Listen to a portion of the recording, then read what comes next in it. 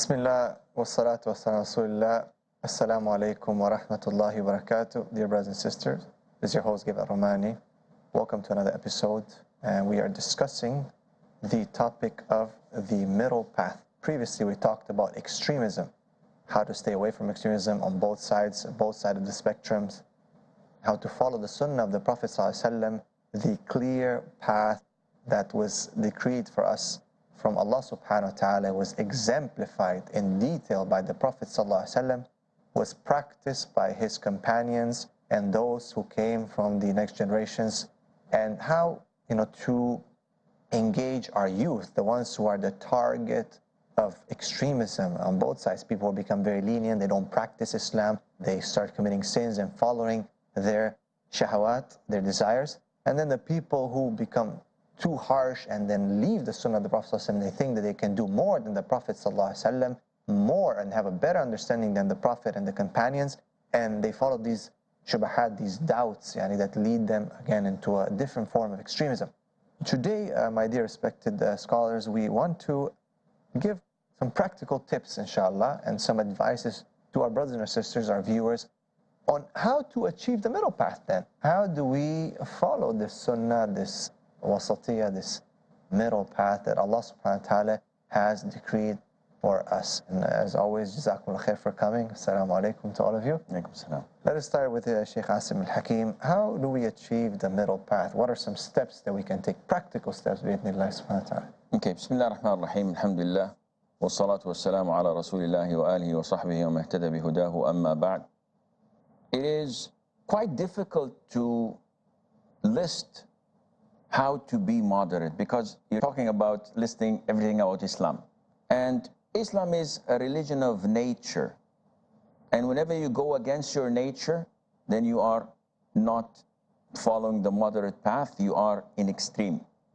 When we look at a hadith, for example, the Prophet ﷺ saw a rope dangling from the ceiling. And he said, "What is this?" They told him, "It is for one of the mothers of the believers. She prays at night, and when she feels tired, she hangs up so that she could stand." This goes against your nature. Allah doesn't want you to kill yourself or to burden yourself. He said, sallallahu alaihi wasallam, untie it. When one has the agility, one has the power to pray, pray. And when you feel asleep, go ahead and sleep. SubhanAllah. So if you look at aspects of aqeedah, you will find that there are extremes. And our way, Ahlul Sunnah wal Jama'ah, or the Salaf, or those who follow the Sunnah of the Prophet ﷺ, is the middle path. So you have Khawarij and you have Murji'ah. They both contradict one another, though they all share the concept that Iman is a whole entity. Either it's there all the way or it's gone all the way.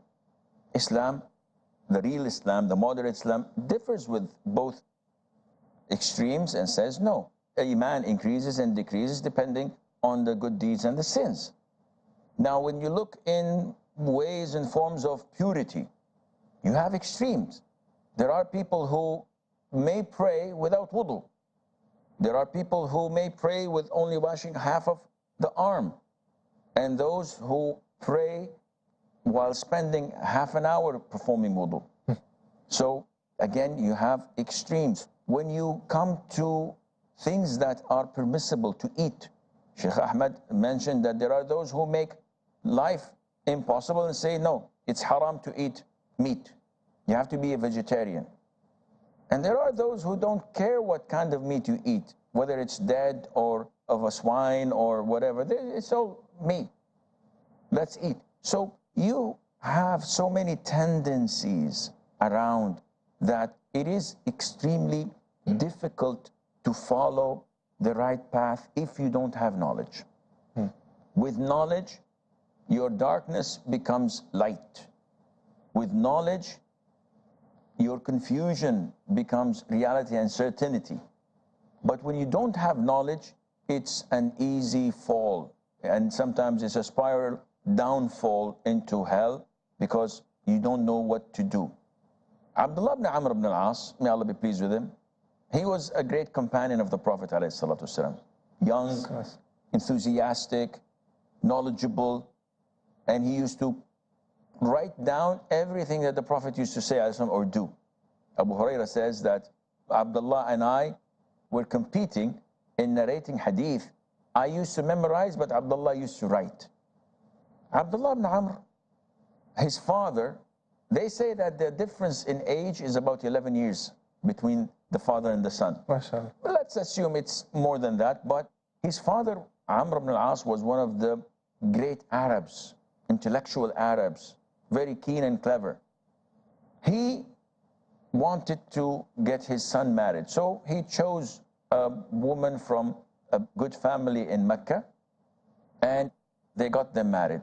A few weeks later, he goes and checks upon his son, and he finds his daughter-in-law. So he asks her, "How is Abdullah with you?" And this Qurayshi woman was a woman of a noble family. She said, "MashaAllah, he fasts all day and prays all night. He's a righteous man." Amr ibn al-As is not Smart. sucking his thumb. He is a genius. He immediately took the message and understood it.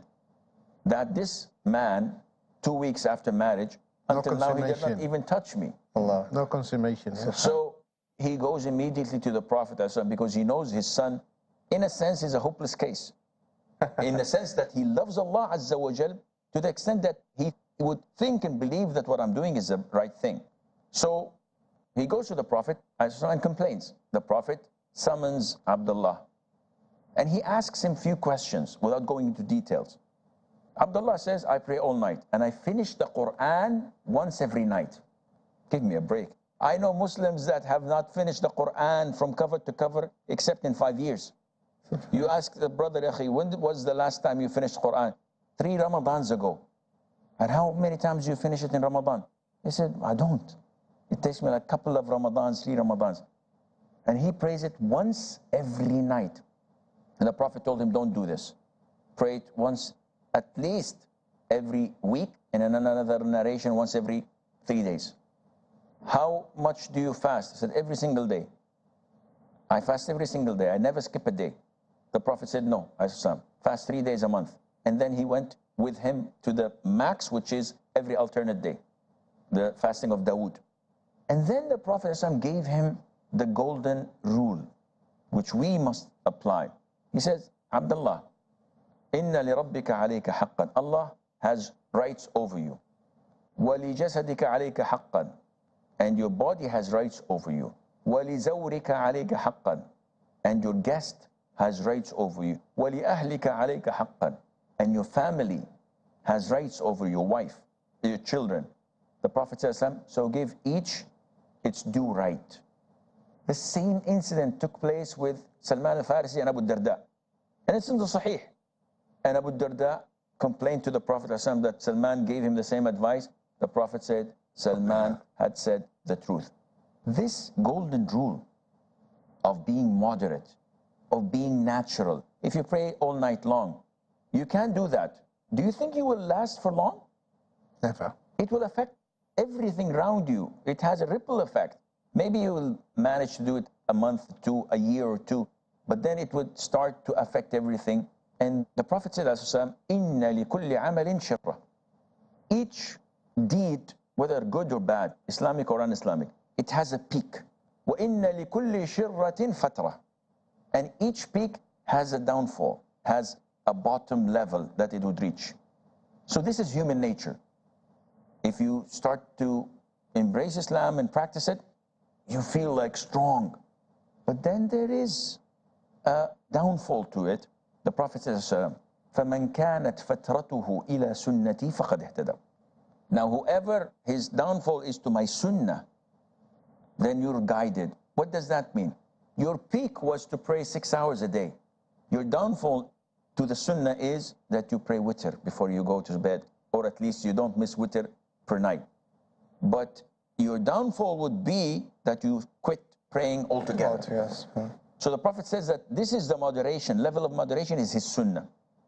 And the Prophet says, وَمَنْ كَانَتْ فَتْرَتُهُ إِلَى غَيْرِ ذَلِكَ فَقَدْ ضَلَّ وَهَلَكَ. And whoever his fatigue, his lack of interest is to other than my sunnah, then he has gone astray and he's doomed. MashaAllah. Would like to comment on this, anyone? There's no comment except another hadith where the Prophet ﷺ is addressing the youth and the Muslims in general by telling them, إِنَّ هَذَا الدِّينَ مَتِينٌ فَأَوْغِلُوا فِيهِ بِرِفْقٍ. This deen, this religion is so vast. You can't do everything. So take it slowly, gradually. I have seen many youngsters, when they started practicing Islam, MashaAllah, immediately short thobe and kuhul and these and MashaAllah, MashaAllah. And later on, they flipped. Many sisters from day one, gloves, niqab, and they take it too much. That goes against the fitrah. You have to go it gradually, Step by step. slowly, step by step. MashaAllah. We're going to take a short break, inshallah, and we'll be right back discussing the issue of reaching the middle path here on Peace TV. We'll be right back after this break. God is great.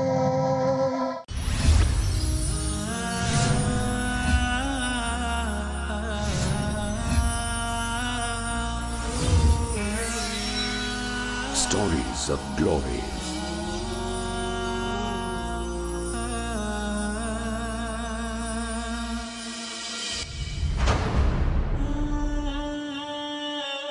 From a habitual stammerer to a spectacular orator, couldn't even confidently say his name.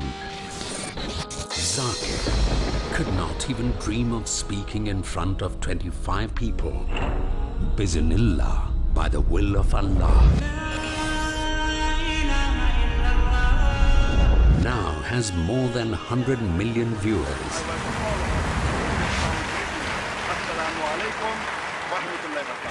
Spellbinding several millions of his fans and driven tens of thousands to turn falsehood to ashes and accept the truth. He is Dr. Zakir Naik, a passionate da'i. His passion, dawah. His dream, peace in every home. Enthused with a blazing flame of Iman, the unstoppable. Conferred and honored with multiple international awards for his dawah endeavors worldwide. Looking into your eyes, mysteriously bright. Think I'm gonna go nowhere else for just a little while. Dr. Zakir Naik, Chairman of the IRF Educational Trust and President of the Islamic Research Foundation, Mumbai.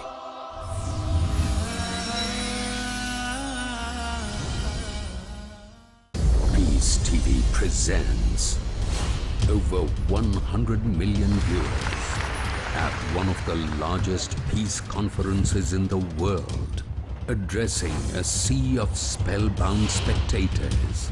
Over 30 world-renowned orators on Islam with credentials impeccable. The truth of Islam. Deen is your way of life. It is our duty, our obligation. By following the Quran and Sunnah, we will give the message to one and all. With articulation exquisite. Read the book of Allah. Islam is the easy way. It's the simple way. Remind each other. The Muslim is not a source of harm for other people. Collaborate with the people for good. This is the call of Islam.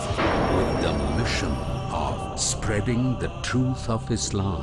Do what you can to spread the word of Islam. Wherever we are, live like Muslims. Use your power. Allah is saying, why do you need anything else? This Quran is self-sufficient. The only book on the face of the globe, the Quran. How a human being should lead his life is given in this instruction manual, the glorious Quran. For peace to prevail on earth in Peacemakers. Next on Peace TV.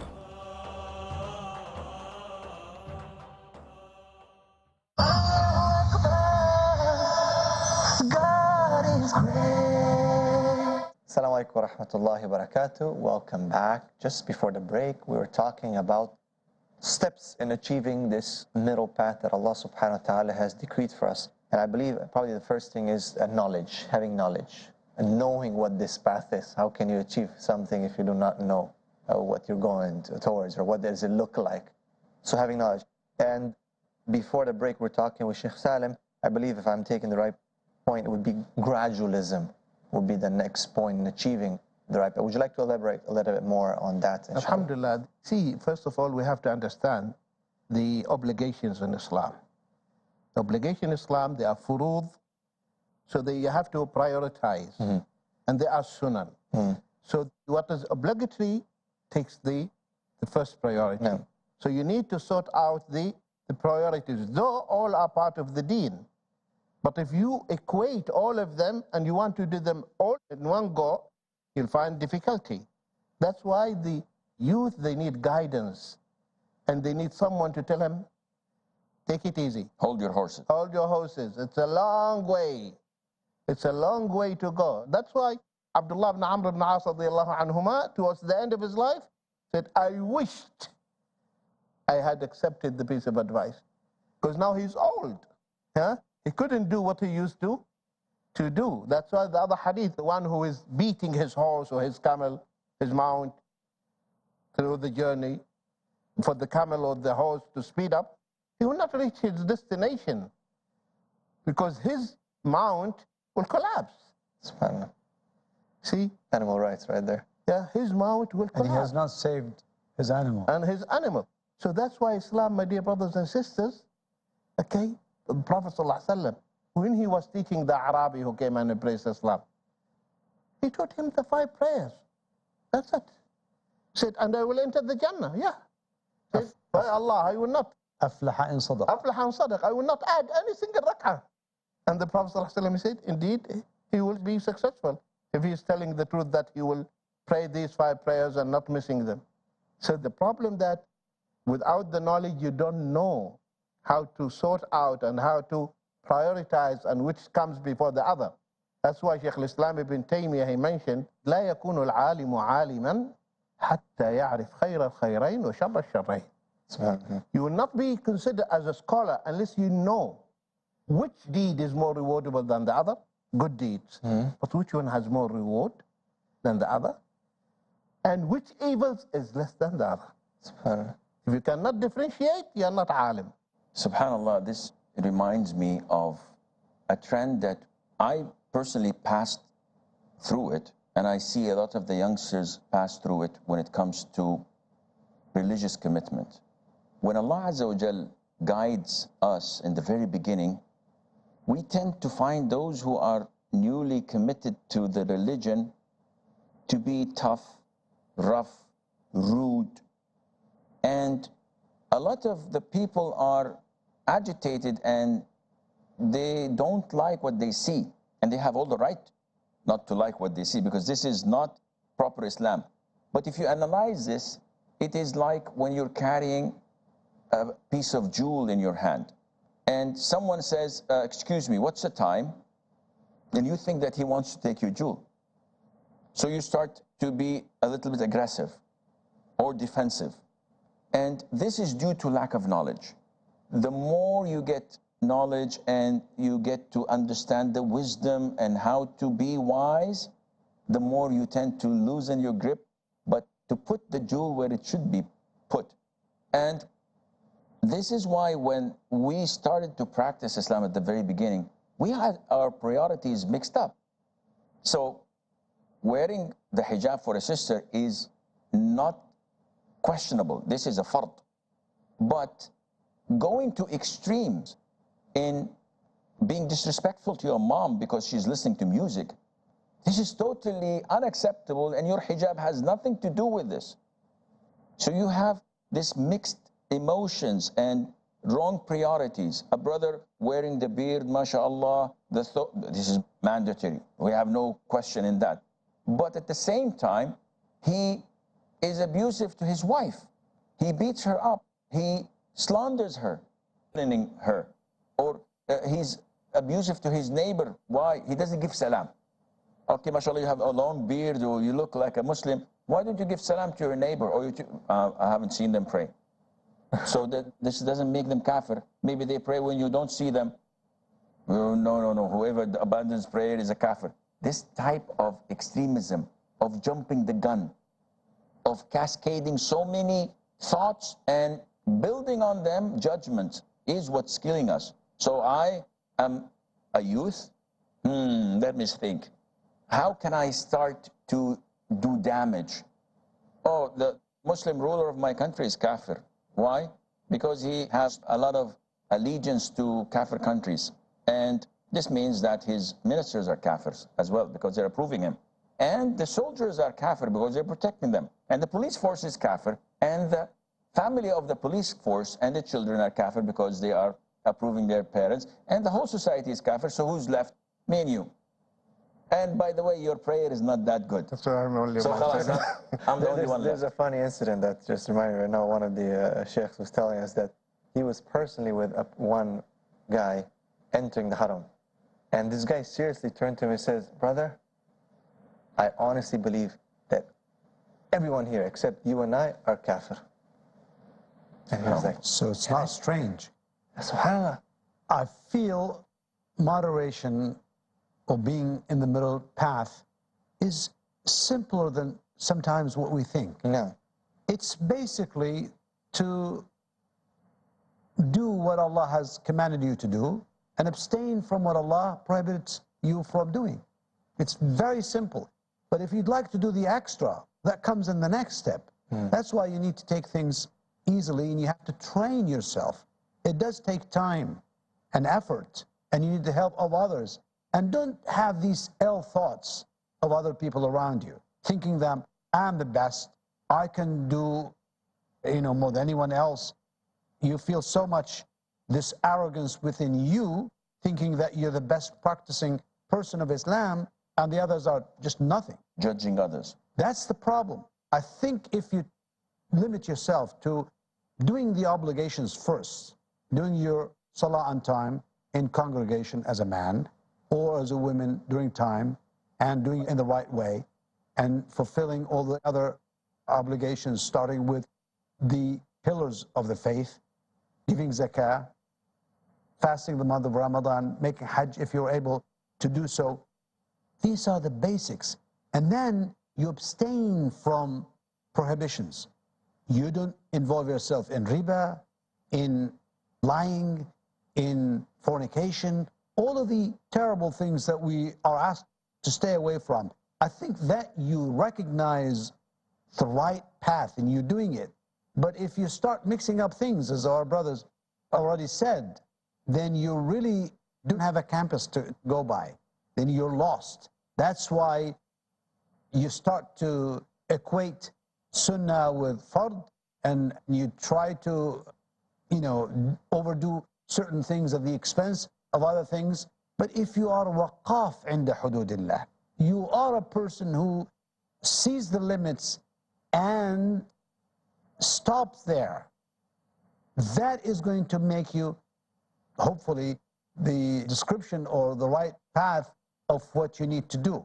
It's just very, very simple. Follow these things and you'll be safe. We have about 2 minutes, inshallah. Just from a family perspective, people are watching here, a father, a mother, and so on, maybe grandparents, they say, how can we as a family take some steps towards achieving this middle path, this way that the Prophet ﷺ gave us? Maybe. I believe that it is essential for the family to have communication.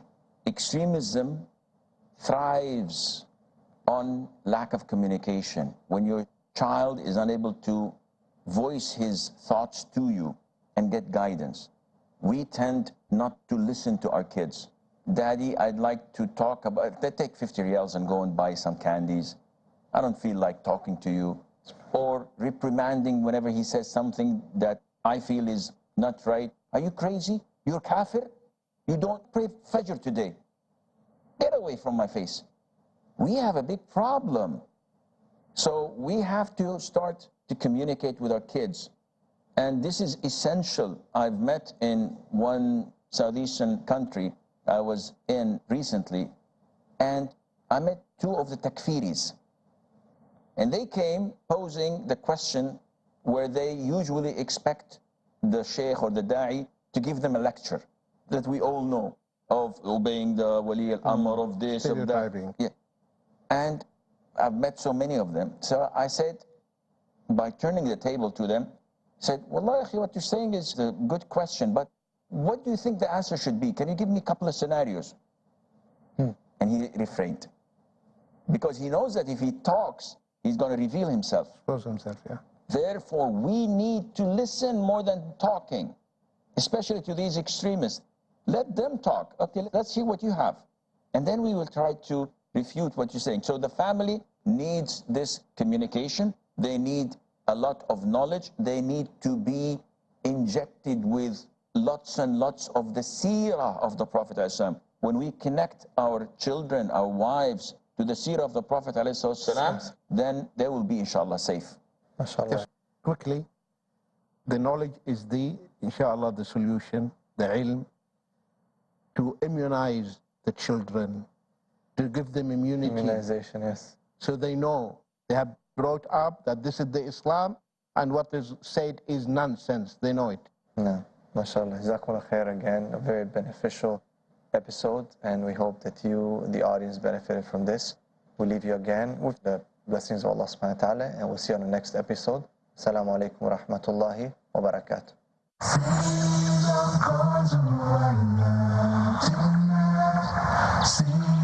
of gold and